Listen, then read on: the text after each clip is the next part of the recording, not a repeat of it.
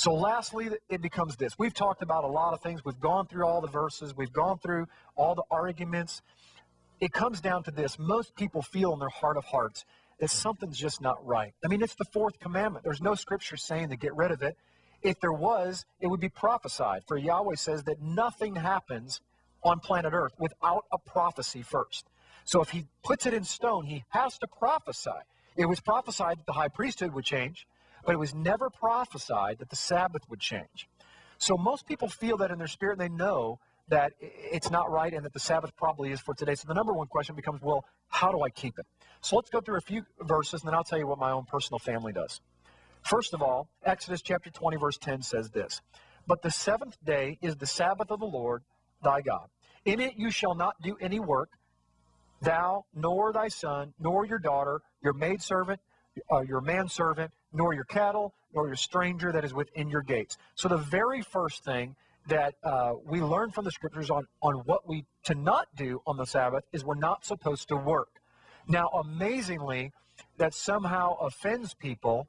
To me, it's encouraging. I don't have to work. There's one day a week that I absolutely do not have to work, and that is on Shabbat, and it's the most looked forward to day of my week.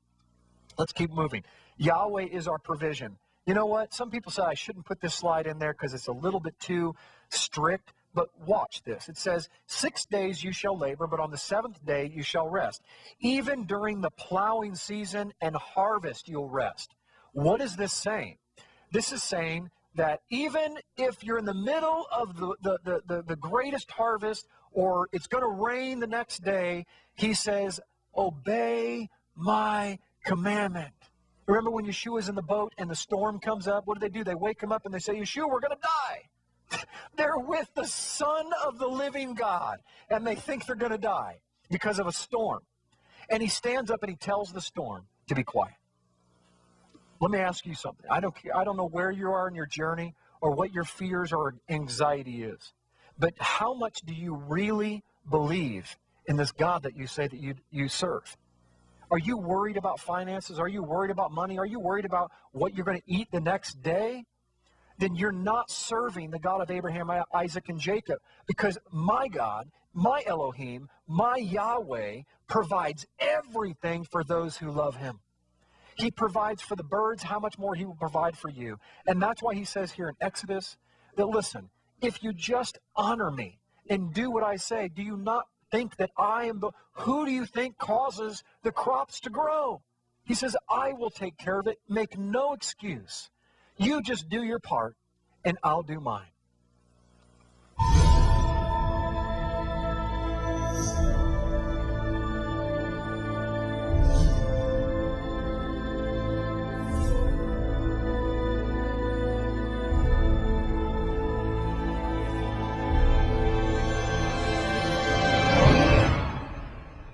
Come and join us as we travel back in time 4,000 years ago to discover exactly where the holidays of Christmas, Easter, and even Valentine's Day come from.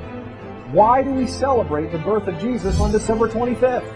Whose birthday really is on December 25th? Where did we come up with December 25th? Where did the star on top of the Christmas tree come from? Where did the Christmas tree itself come from? Where did St. Nicholas come from? Are we sure that St. Nicholas even existed? Have you ever wondered where the famous phrase, ho, ho, ho, comes from? It comes from the late 1600s when they used to have plays, and before the devil would come on stage, he would announce himself by saying, ho, ho, ho. Did you know that original Santa's elves weren't little guys that made toys? They were Krampus demons that would punish the children if they weren't good for that year, while St. Nicholas would give them gifts if they were good.